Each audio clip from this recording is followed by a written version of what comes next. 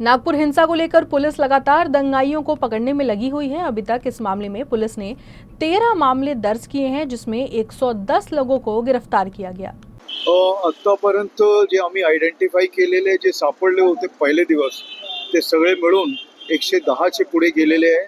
अजून आमची जे गिरफ्तारी आहे लोकांची ते आम्ही करतोय, जे याच्यात इन्व्हॉल्व होते, जे निष्पण होत आहे किंवा जे ज्यांचे रेकॉर्ड्स आम्हाला मिळालेले नाही। गुन्हे 13 झालेले आणि त्या गुन्ह्यामध्ये आता आम्ही पुढची आमची सगळी गुन्ह्यामध्ये इन्व्हेस्टिगेशन चालू आहे। याचे 4 गुन्हे सायबरचे आहे, जे फार म्हणजे सुरुवातीपासून आम्ही सगळी पोस्ट बघत होतो, पहिले दिवसापासून ज्या दिवशी सुरू झाला, आणि ते सगळे आम्ही संबंधित जे सोशल मीडिया हे आहे, जसे फेसबुक असो किंवा इतर जे प्लॅटफॉर्म आहे त्यांना पाठवले।